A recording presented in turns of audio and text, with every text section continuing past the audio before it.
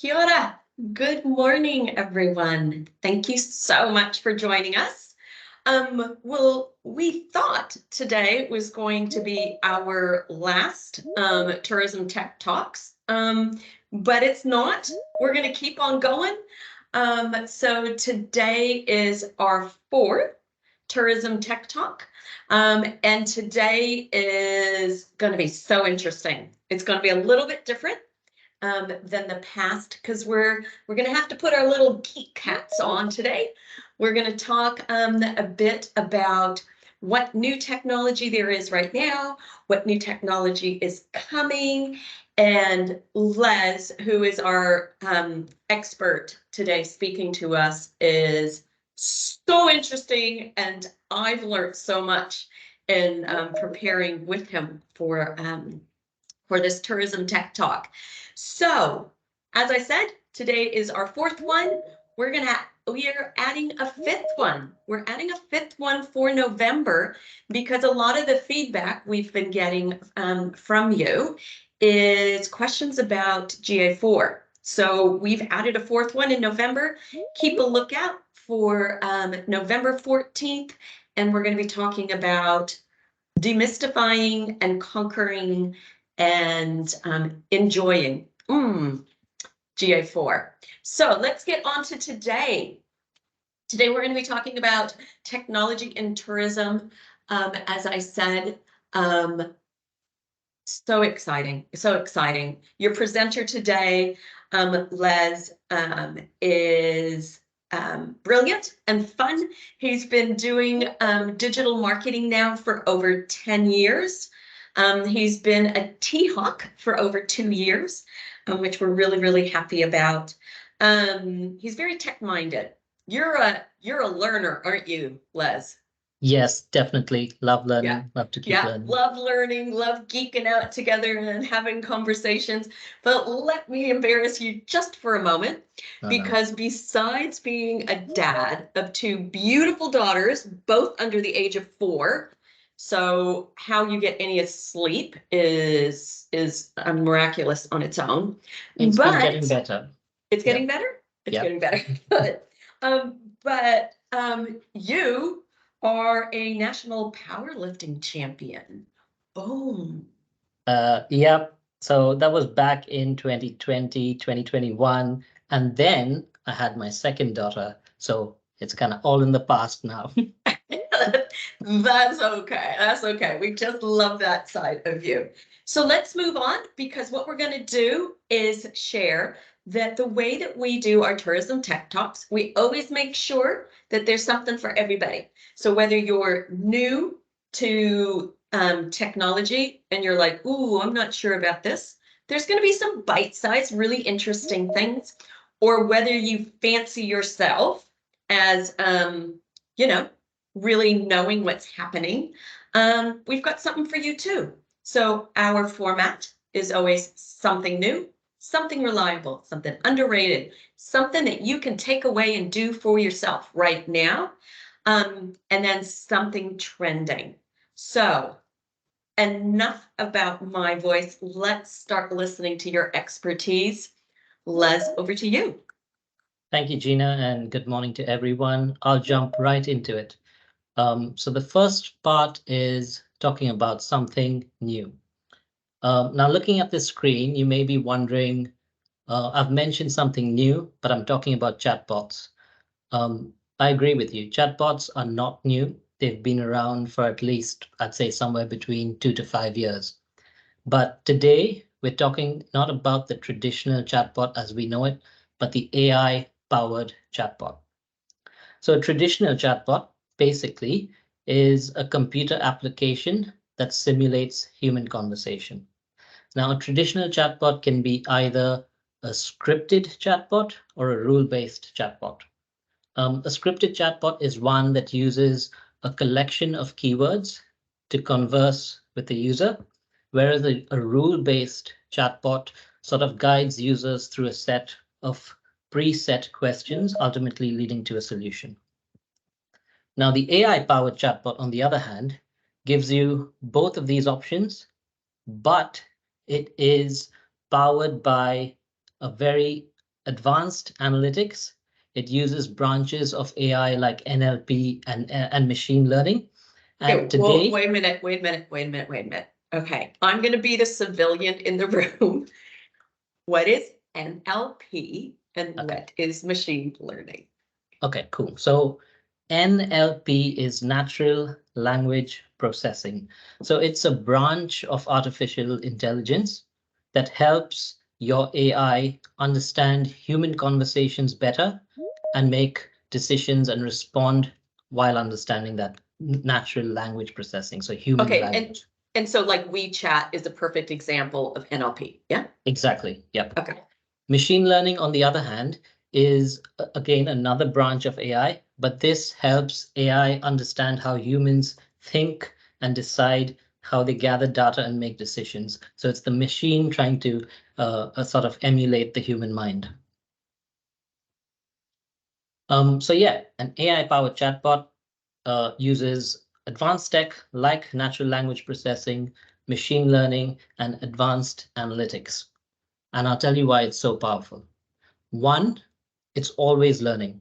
So the more you feed your AI chatbot, the better it learns, the better results you're going to get out of it. Two, it has what's called a predictive intelligence, and it uses this intelligence to personalized interactions with each and every customer or user it converses with. And three, as of today, it's your closest bet to simulate a human feel, right? When we are often using chatbots on many websites, we know that that's not a human being on the other end. With an AI-powered chatbot, this is a lot better. It literally emulates the way a human would speak to you.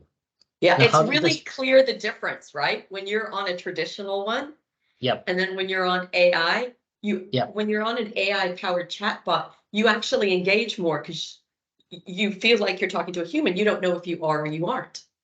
Exactly. And in the next couple of slides, I'll give you an example of the difference between a traditional one, a traditional chatbot and an AI-powered chatbot. But how exactly does this work? So the chatbot receives an input from the user. So a user types in a question. It then analyzes this question. It breaks up the question into multiple parts called entities to understand the intent behind the user's question. It then digs into its prior interactions with either the user or with other users. It gathers all the data that it's got and that it's learned through previous interactions, composes a reply that is very personalized to that particular user, and the cycle continues. The more you feed it, the better it learns. Okay, so coming to some examples of AI-powered chatbots. Tomahawk works really closely with a company called Yonder. Now, Yonder has trained their AI. So that's another advantage. You can always train your AI. So Yonder has trained their AI and has fed it with the most frequently asked questions in tourism. So for a range of tourism businesses, it's fed this AI, and then it's applied and integrated this AI into its chatbot to provide you with a really intelligent, smart chatbot that knows a lot about tourism. And that's one of Yonder's, sorry, Les, that's one of Yonder's point of difference, right? It is specifically designed for tourism operators. Yeah. And Yep. so it already has been fed a lot of information. Hey, before I go any further, I realized I forgot to say something. This tourism tech talk is a two-way conversation. So everybody who has joined us today, it's not just about us talking to you. Please talk back to us. Use that chat. We would love to hear your questions because it makes it a two-way conversation. We're here to give you what we know. And if we don't know it, we'll look it up and follow it up in the email. But please type in any questions. All right, Les. Yonder is a tourism-based AI chatbot. Back to you. Yep. So if you visit the website, Yonder website, you'll see that they've got rave reviews from several tourism providers. I've put two up here, as you can see on the screen. But what I'm going to do now is switch to the George Hotel and give you an example of an AI-powered chatbot. So I've been playing with this a bit, and I'll tell you exactly how it works. So if you open the chat bubble down here, you get a little message from the chatbot, which is, I'd say, identical to any chatbot you'd see, whether it's AI powered or traditional. And then it gives you a set of questions that would essentially work like a rule-based chatbot. So it would work like a traditional chatbot. However, if you want to utilize the AI within it, you can ask it any question and it will answer like a human being. So I asked it a couple of questions. I first said that I've got a family of 4. I've got 2 kids. What room would you recommend I book into? Here's its reply. So it's given me an option of rooms. It says that these rooms can accommodate a maximum of 3 guests, including children, and I can consider booking anyone for my family of 4. I then decided to ask it a question because I know the George website quite well. I knew already that they don't have a swimming pool. So I was like, what's the best time to go for a swim in the pool at the George? I wanted to test its intelligence. So it replies by saying the George does not have a swimming pool. However, your concierge can guide you to nearby public pools. That shows the intelligent thinking behind the chatbot. What's your most expensive room? It gives me the Park Suite. That's their most luxurious, expensive room available. And I can just click on the link here and then take me to that particular web page. I asked it a bit about its packages. What sort of meals would be included? It's as part of the wellness package. It replied by saying that food is part of the retreat, and I can get more information if I visit this page here. I'm going to ask it a question right now so that you can see firsthand how the AI element of this chatbot works. So not all caps, I don't want to shout at it, but I would like to book a special romantic experience at the George Hotel. What would you recommend? So here is the AI thinking. It's gathering past data on its previous interactions, not just with me within this chat, but also with other users. And here's its reply. So I recommend the Lux Couples Getaway Package, which includes a premium executive room, treats, a bottle of chilled wine, a breakfast for 2, and I can find more information here. So as you see, each reply is going to be different depending on the user asking that question. So if Gina were to jump in and ask the same question, she'd probably be directed to the same URL or the same web page, but the answer would be personalized and customized to her. Hey, Les, amazing. Can you scroll back up? Because we had somebody say, hey, if a room can only take 3 people, how's that going to work? So let's finish answering that one. It says our junior suites, premium executive twin rooms, and premium executive king rooms can accommodate a maximum of 3 guests, including children. You may consider booking one of these room types for your family of 4. So what it's doing is it's telling you the maximum per room so that you can choose what room type and understand that you're going to need 2 of them. Is that how you read that? Yep, exactly. And then what I would do as a user is I would have followed up on this question. I would have been like, am I able to maybe bring in a bassinet or a little cot that I could add for the baby? But in this example, I was just trying to sort of communicate, get examples to show you. In reality, I would have continued that discussion and not jumped into the swimming pool question. Cool, thank you. Sweet. I'll head back to the presentation now. Right, so that was something new. We'd now move on to something reliable. So I'm going to tell you right away, you may be wondering again, why am I talking about a mobile optimized website? This is something that everyone should have. Yep, you're right. So I'll start off with the basics. The reason why I've got this here is because this piece of technology, your mobile optimized website with an integrated booking engine, is something that you own. It's something that you control, and it is therefore reliable. So with this owned, controlled technology, you can deliver a personalized experience. So you can have content on your website according to what you want and according to your target audience. You're not really dependent on third parties. With this personalized experience, you can build rapport with your users, your customer base. You can offer value adds. And most importantly, you don't have to pay a commission to OTAs. You can get commission-free direct bookings. And what Right. you mean, Les, if I could, is that, and we've said this many times, and it's nothing new to anybody, but it's always good to remind them. The thing about your own website is you're not following somebody else's requirements, constraints, or format. It's not Meta. It's not Google. Google Business Profile. This is your space where it's 100% about what you want to say, what you want to, your personality, as you said, and your branding. So nothing new there. So what are you going to tell us if this is all about technology and something new? Right. So hold that thought.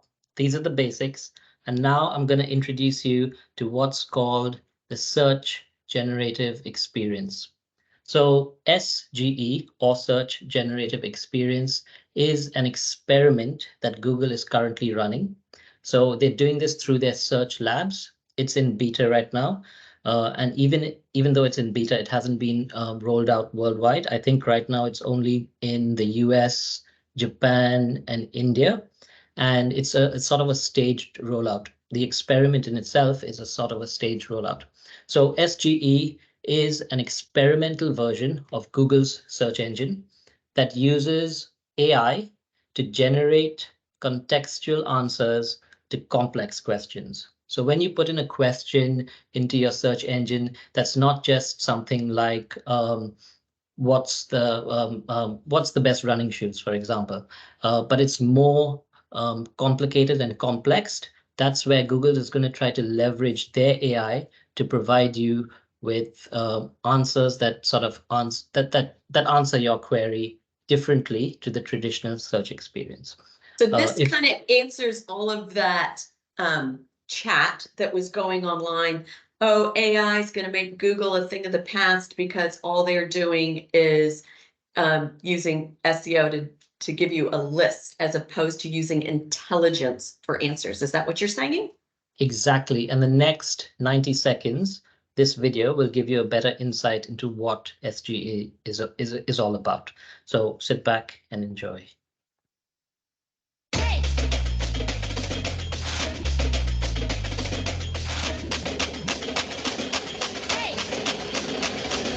I'ma make them talk like, whoa, move fast, move slow, catch me on a roll, come say hello, 3, 2, 1, let's go.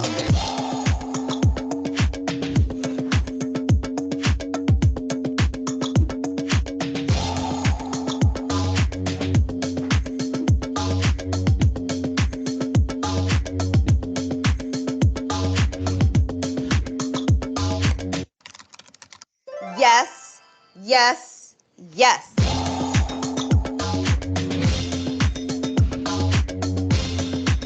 Come say hello, 3, 2, 1, let's go.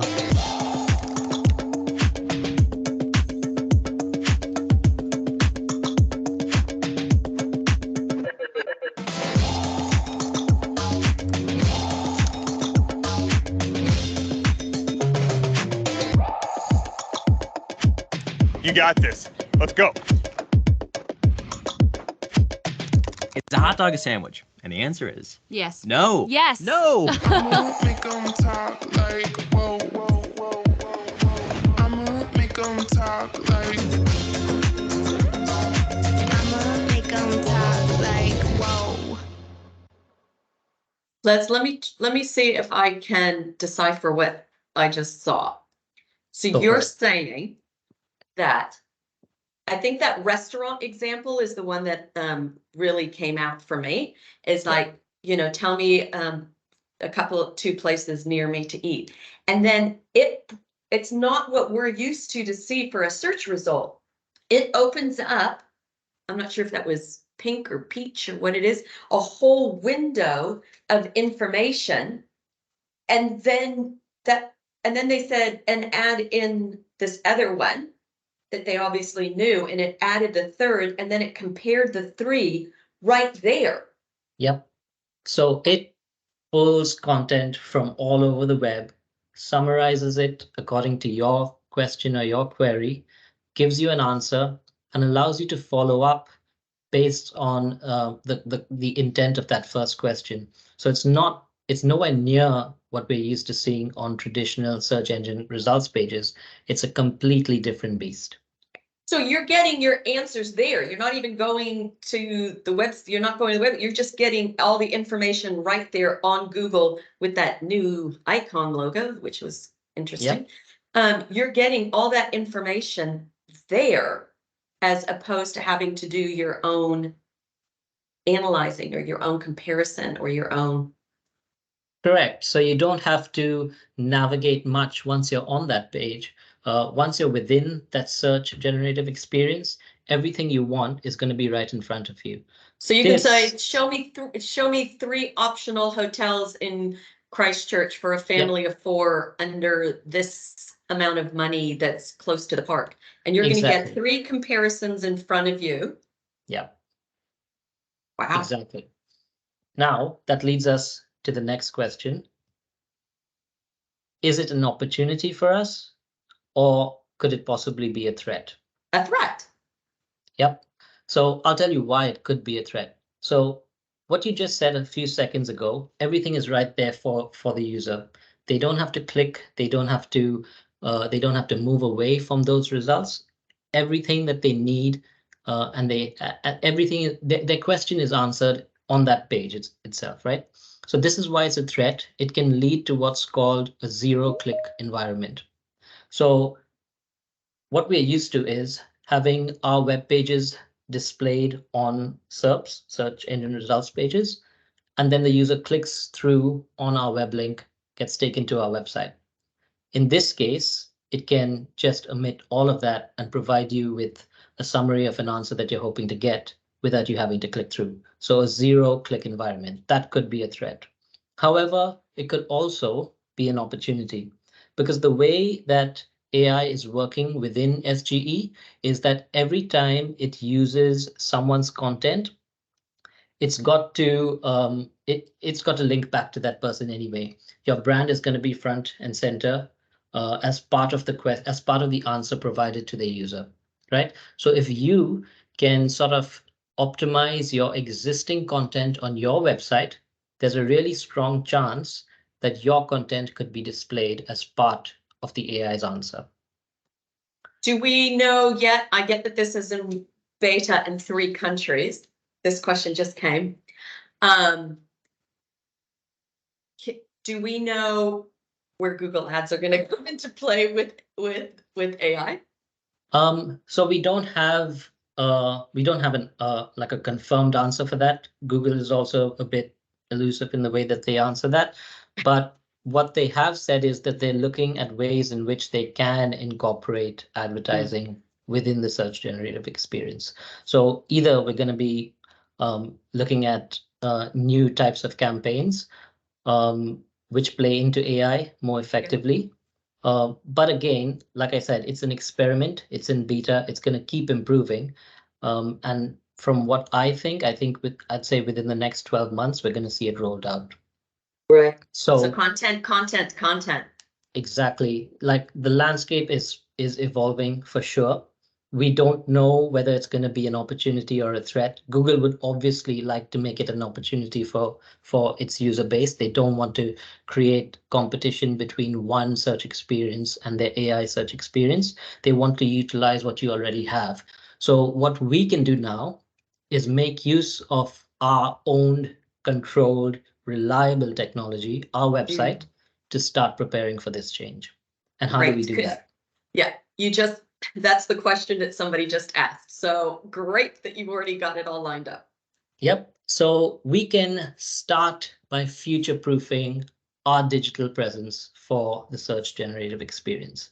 Now, again, still in beta, still experimental, but these are 6 points that we can take right now to start working on that. So point number 1, our content must be entity focused. So if you noticed the example in the video, the query that was put forward wasn't just a few words. It was a whole, I'd say 10 to 15 word question. So what AI does is it breaks up that entire question into what's called entities. Each entity is a topic in itself. It then scans through its vast knowledge base to pull out the best possible answer for each entity. So we need to create our content that is very topical focused or entity focused. We need to be answering questions. We need to be providing benefits, and that's how our content should be structured. Point number 2, everything that we have, all our content that we consider valuable must be made discoverable. So your content management system, your infrastructure, your website architecture, everything that holds your content needs to be easily discoverable by the AI, by the bots, by Google search crawlers. We don't want to restrict it because then we are just restricting ourselves. The third point, if you noticed on the video, it's not just text. It's text, it's images, it's videos, it's reviews, it's stories, it's maps. It's a mix of everything. And Google wants to use all their properties. So whenever we are creating content, we shouldn't restrict ourselves to just text. We need to have more videos, more images. We need to have more web stories, FAQs, maps, whatever we can get into our content so that Google can utilize not just text, but everything that we have on our website. And FAQs are something that's really easy to add. And when we look at the way that people are asking questions, right, in either the chat bot or online in this example, they're questions. So by adding a question to your chat bot, to your FAQ on your website and answering it, that's food. That's Exactly. delicious food for Google. Yeah. Yep. That's so easy for the AI to pick up and so easy for the AI to cite as being your question. So like I said, every answer that AI provides, whether it's a summary or a combination of content from multiple websites, wherever it pulls that content, it's going to cite that website. So FAQs, great way to do that. Point number 4, you need to implement mobile search best practices. So this, again, nothing new. Google has been prioritizing mobile indexing over traditional desktop indexing. This has been on for a while. So any changes that you make to your website, any optimizations, any customizations, always think mobile first. Point number 5. So as Google and other large platforms start pushing AI, we're going to slowly be moving away from quantitative metrics and moving towards qualitative metrics. So Google wants to know how users engage on your website. Do they like your website? Are they interacting with the features and elements on your website? And these qualitative metrics are going to become more and more important. So we need to optimize our website to improve clickability, improve interaction, and overall improve engagement so that people are not just coming, reading, and bouncing, but they're coming to our website, they're gathering all the information that they need, they're clicking through, they're engaging with our website. And finally, point number 6, the best possible way to enhance this interaction and engagement is by personalization. So we can leverage the customer data that we have, use all our analytics, and personalize the user experience, which will ultimately lead to an enhanced engagement. I'm going to tell you a bit more about how we can do that in the next few slides.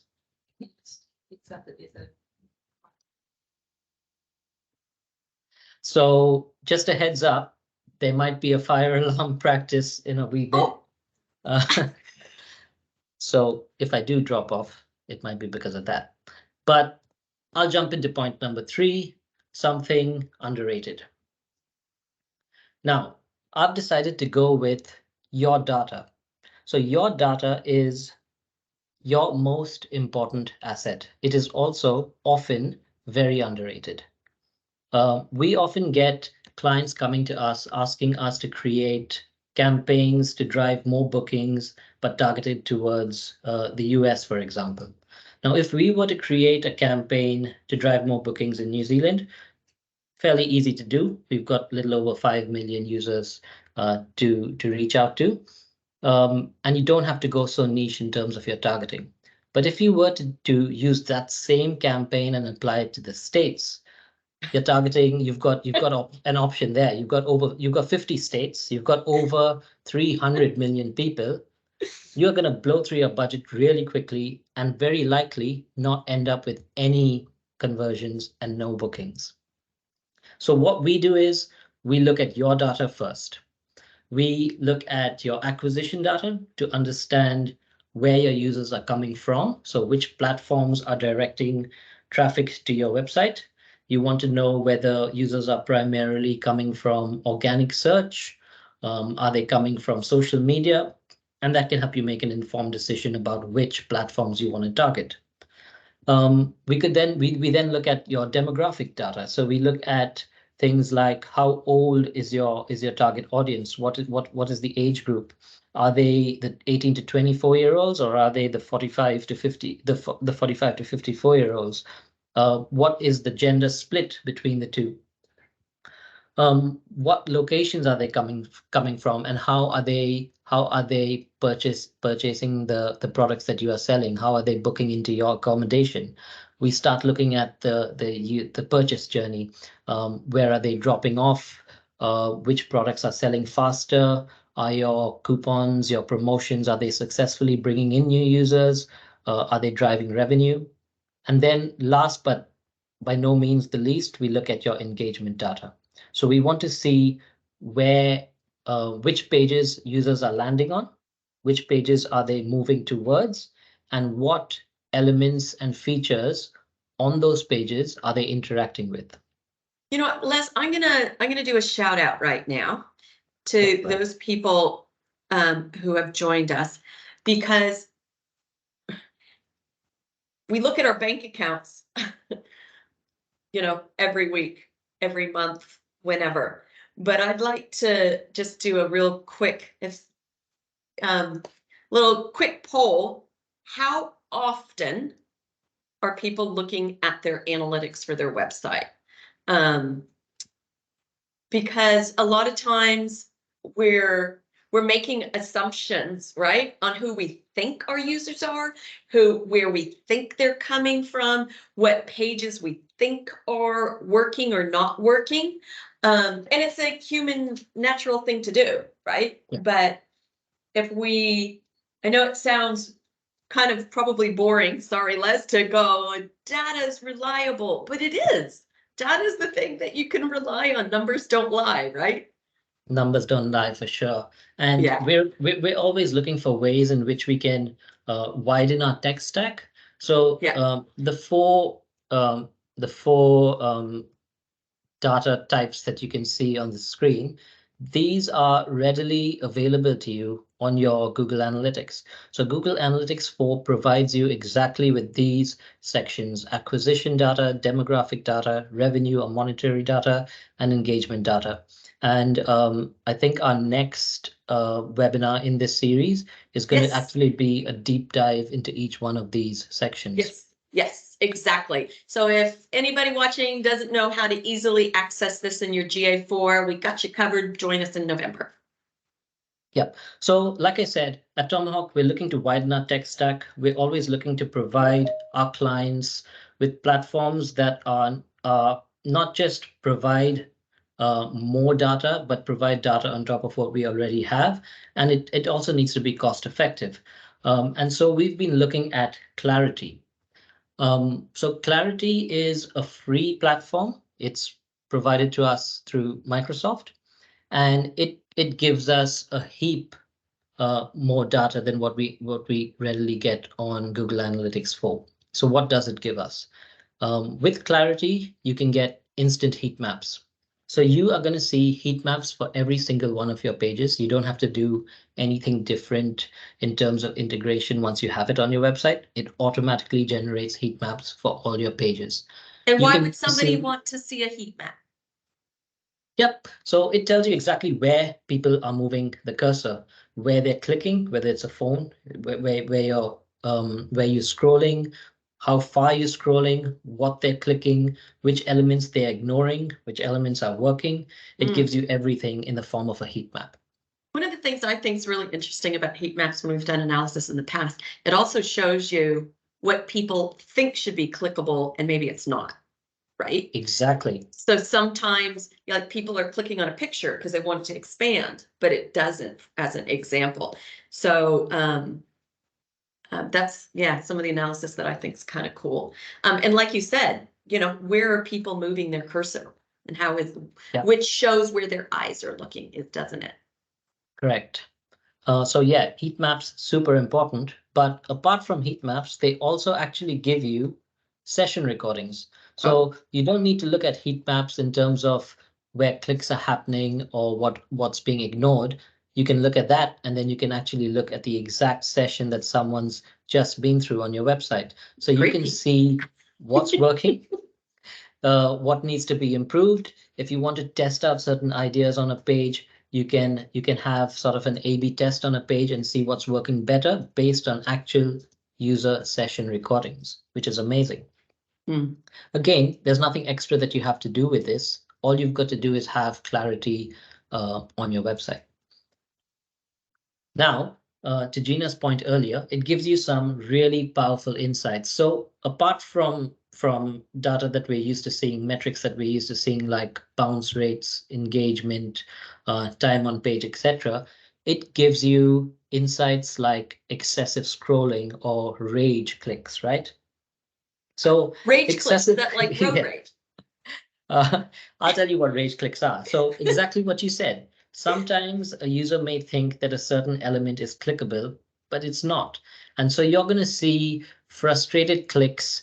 So a lot of clicks on a certain element on a certain point of the screen. That's either a rage click because someone thinks that that's supposed to be clickable and it isn't, or a worst case to that would be it actually is supposed to be clickable, but it isn't working well on your website. So someone's clicking it out of frustration.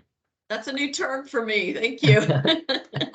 It also gives you excessive scrolling. Now, excessive scrolling comes back to our point earlier on personalization and enhancing clickability. If you have someone visit your website and they are mindlessly scrolling and scrolling, but not clicking, not interacting, and not engaging with your website, that's actually not great for SEO and not great for getting your content out on the on SGE. So these are some really powerful insights that Clarity gives us. And most importantly, there's a seamless integration with GA4. So Clarity and Google Analytics integrate, they plug in, and so you can see Google and Microsoft are playing together? Exactly. Their two free platforms are integrating seamlessly. So you have your data in one spot. Wow. Okay. Good to know. Hey, we had somebody ask a question. Don't mean to put you on the spot. And if you can't answer, we'll do it in the follow-up. If somebody has Microsoft 365, does that mean they have Clarity? How do you get Clarity?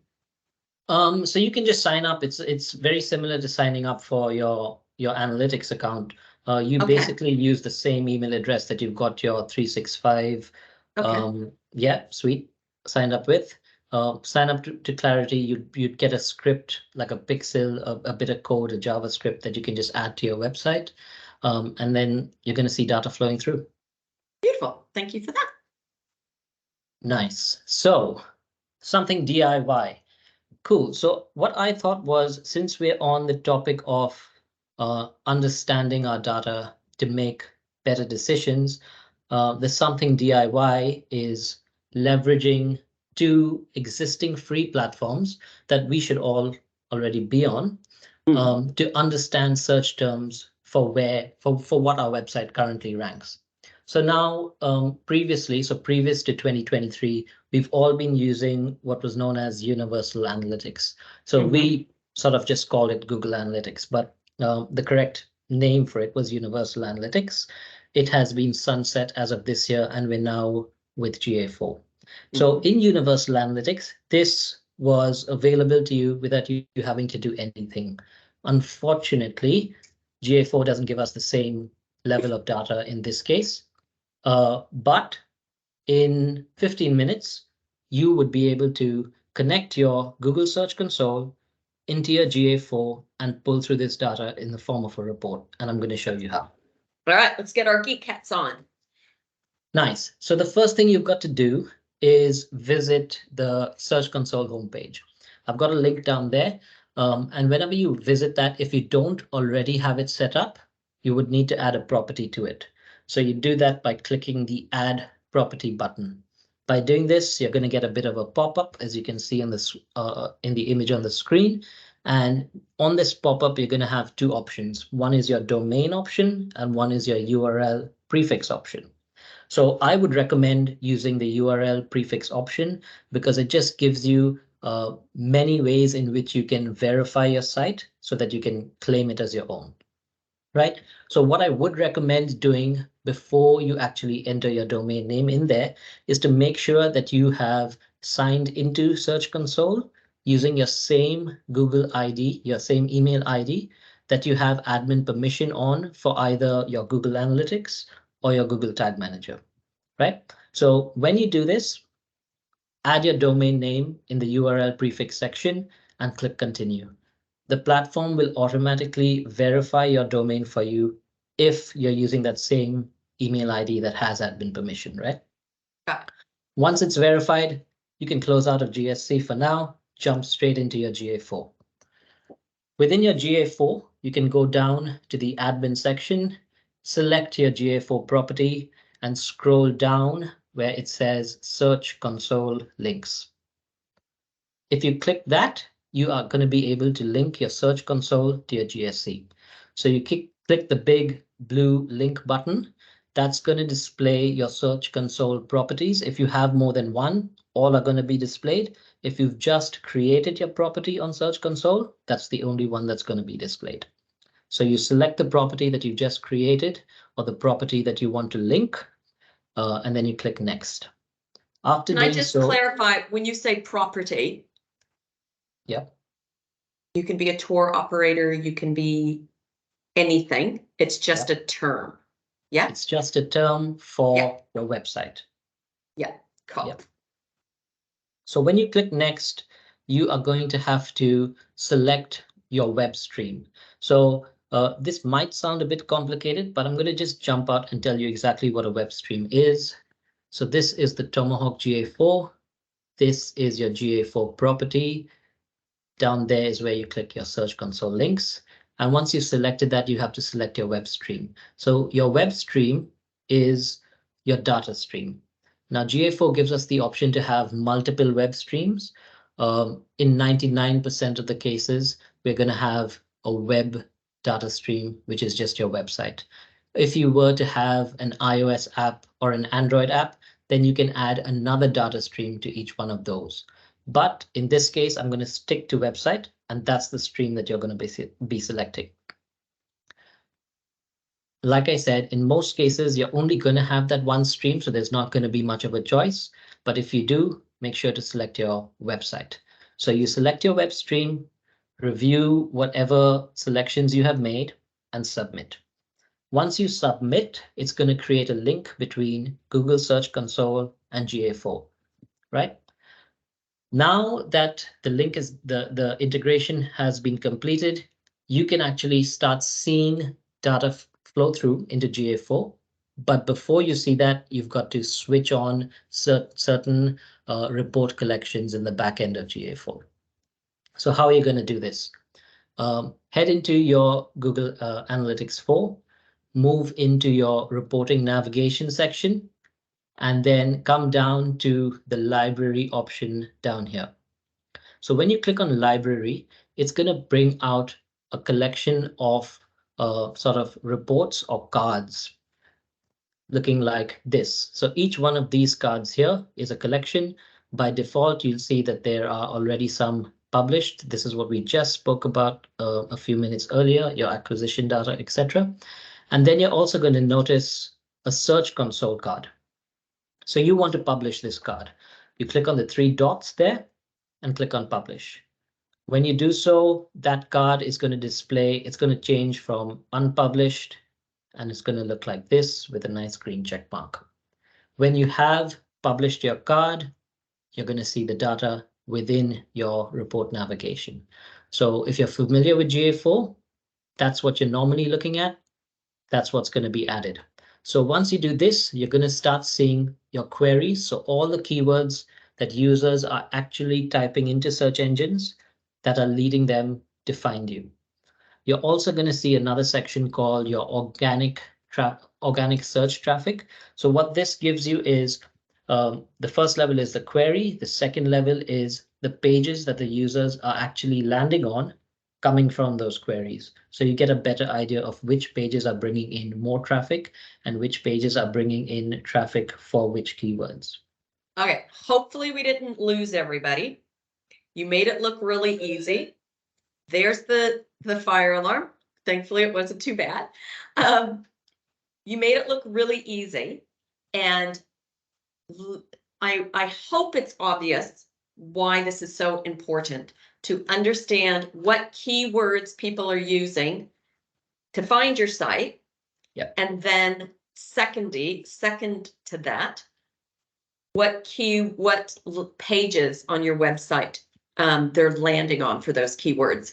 So that makes perfect sense for the value, hopefully, to everybody, because that was a little bit complex. But the good news is that we've got something to send everybody, don't we, that wants to be able to do that.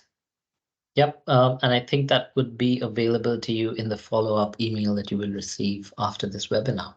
That's exactly right. So if we lost you on that, if you glazed over, but you see the importance of connecting these so you know what keywords are driving traffic to your website or not. In the follow-up to this webinar, we're going to attach a little PDF so that you can, in under 15 minutes, combine your Search Console with your Google Console with your GA4. Fantastic. Nice. Now So we're on to our fifth and last one. We've got what? We have got something trending, which Yeah. is PMax for travel goals, right? So Yeah. Performance Max is a type of Google Ads campaign. It is goal-based, it is AI-powered, and it allows you, the advertiser, to access Google's multiple channels and inventory, but all from one single campaign. So instead of building... So here we go. We talked about chatbots with AI. We talked about the generative search with AI, and now we're talking about ads with AI. That's right. Very AI focused. That's the theme for this year. But yeah, instead of creating individual campaigns, one for search, one for display, one for YouTube, one for discovery, you can do all of that. You can tap into all these channels using one campaign type. So Performance Max, the campaign type, was actually started towards the end of 2021. However, it was only started specific to e-commerce and shopping. So it was only for advertisers that had an e-commerce website and were trying to promote and sell their products online. They added a few features to it in the next few months, improved that section of it, and in March of this year, Google has released Performance Max, but for travel goals, so slightly different from the e-commerce data feed that you're working with in the traditional Performance Max campaign type. So PMax for travel goals is powered by AI, specific to your travel goals, that lets you tap into Google's ad channels and expand your hotel's reach, driving direct bookings across Google. I would like to note that as of now, it is only for hotels. But the way things are moving and the speed at which it's moving within Google Ads, I can see them expanding this and adding a lot more features where we can not just run hotel-based ads, but open that up to the wider industry as well. So as you can see on the image on the screen, you can provide your assets in the form of images, videos, headlines, descriptions, map links, and the AI is going to sort of compose an ad for you. It's going to mix and match the best possible combination of all these assets that you provided, and it's going to display your ads on Gmail. It's going to display it on search, on YouTube, on Discover. You're going to get your ads being displayed in the display network, and on Maps as well. If you have a direct integration with a booking engine provider, then it's very likely that you are integrated with Google Hotel as well. And that's another avenue where your ads are going to be displayed. But again, a very powerful tool. What are the benefits though? One, it gives you access to even more of an audience because you're not just targeting one particular ad channel and one inventory, but you're targeting Google's entire ad inventory and all their ad channels at once. It lets you essentially get more heads in beds and drive traffic to your website. Because it's AI based, the AI is going to target users. The AI is going to target users depending on where they are in their current purchase journey. And accordingly, based on that, it's going to display ads for those particular ad channels, right? So it's very easy to maintain. All you've got to do, like I said, is gather up your assets, drop it into an asset group. That's your images, your videos, all your titles and descriptions.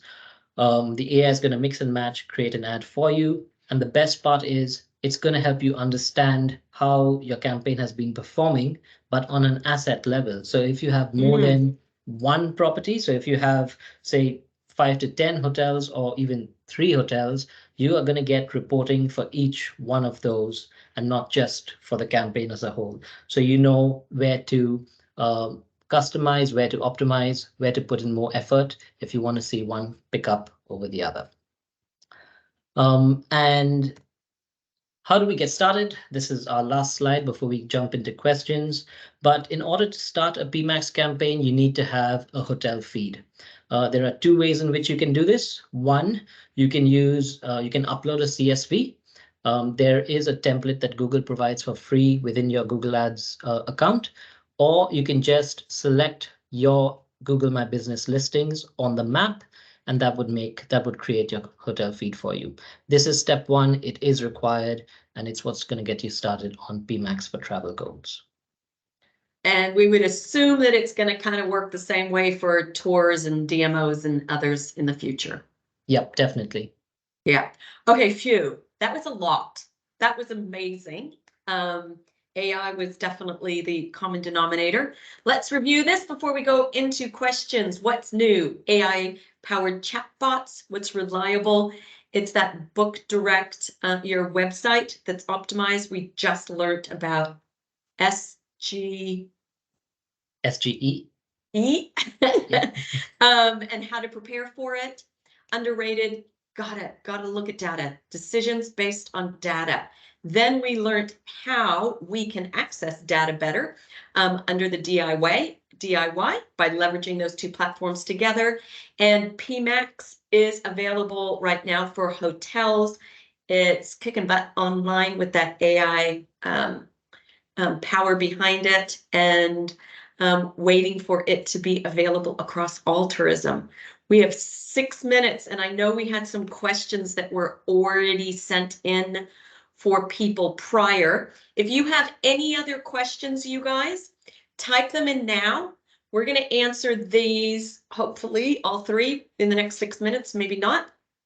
But if you have other questions that technology-wise, even if we didn't cover it today, put them in the chat and we'll add it to the follow-up, okay? Okay, can you share some practical strategies or examples? that businesses can implement, particularly in the context of the digital transformation accelerated by recent global events. That's a mouthful. You want me to do that one, Les? Are you going to do that? What do you? I think, yeah, this is I think a pretty wide question. Do you wanna go for this? Yeah. So recent global events. Recent, we could be talking about the pandemic. Recent, we could be talking about the two wars we have on in the world right now. More recently, the war in Israel that is on. How can practical digital transformation accelerate? I would see the chat AI really helping with this, because what these recent events have done, whether it's the pandemic or the wars, is that it's made people concerned, right? About safety, about cancellations, about confidence to book a trip. So if you had an AI powered chatbot, people are going to be able to type in those concerns and they're going to get those questions answered promptly. What is your cancellation? What happens if, due to recent events, their planes canceled because the flights aren't flying over those countries? So yeah, I think that in all that we're talking about in recent developments, that's the one that's going to work, provide the best results in these challenging travel times. What is involved? Cost setup to get started, and adding an AI chatbot to my website. Is it worth it? Will customers feel like I'm using a robot, not friendly? This kind of also goes back. I saw somebody pointed out, Les, that when you had the slide about AI chatbots, Georgina at the George said it took a couple of days for the chatbot to get set up and learn. So let's talk about that one. Let's talk about that one. So we're specifically talking about Yonder because it's New Zealand based, because it's specifically for tourism. They're a great partner. They're very responsive, and so many of our customers and other people in New Zealand are getting such benefit. Number one, is it worth it? Heck yeah. It works for you 24/7. We have plenty of people who have said how much time it saved their staff, right? Because questions are getting answered while they sleep, because questions are automatically getting answered. They're actually getting increased bookings because people are getting their questions answered. They have the confidence to book. Is it worth it? Heck yeah. Will your customers feel like it's a robot? I think we kind of answered that in your examples. Cost. I'll talk specifically about Yonder. So the way that Yonder does their pricing is it's kind of based on how many chats per month you're going to get. If your website gets about 4,000 visits a month, they reckon at least 10% of the users are going to use chat. So that's 40. That's not 10%, that's 1%. 40 chats are going to be consumed, and that's $90 a month. So that's a really quick way to say that $90 a month. It's a script that gets added to your website. So your developer just needs to add the script. It's low dev for that. And then it's about feeding that content into the chat that you would work with Yonder to do. That's really, really quick because we've got one to go. Do you want 1 minute on number 3, or do you want that to be a follow-up question? I can do it really quick. So okay, how can we incorporate VR, virtual reality, or AR, augmented reality experiences to enhance our tourists' engagement and immersion in our offerings? Great. So just to understand, VR is virtual reality, whereas AR is augmented in the sense that you add a digital layer on top of the real world. So for example, you would be using your mobile app's camera, your mobile phone's camera within an app, and you can add a digital layer of information on top of that. So a use case for this would be something where, say you're on a tour and you just want to scan a cultural attraction that you see in front of you. You lift up your mobile phone, and the AR element within it adds a layer of text over that to give you a bit more detail or a bit more information about that particular attraction or that particular destination. That's one example. VR, we can use VR to sort of give people a sort of a sneak peek into what they're going to be getting within a hotel, your hotel itself, your accommodation, what your room is going to look like, what your tour is going to be like. You get a feel for what you are about to book into before booking it. So yeah, just 2 quick examples. We can add more to it when we follow up in after the webinar. Yeah, Guy Motion is a really cool New Zealand company that's doing some cool VR, actually doing it for Niue, a country, right? So that you can kind of experience the country before you go. That was a lot. That was some brain bending going on there. Everybody, thank you so much for staying with us, for joining us today. Please note that because you joined us live today, the marketing team picks one of the names out of the hat, one of the people in the call. I'm not sure how Michelle picks, but we'll, and you get a 1-hour free consult. So that is our way of saying thank you for joining us. Enjoy the rest of your day. You're going to get a copy of this webinar in your inbox. You're going to get a copy of the PDF if you want to do that DIY exercise, and you're going to learn about the GA4 webinar that's on the 14th of November. Kia ora. Thank you, Les. And everybody, enjoy the rest of your Tuesday. Cheers.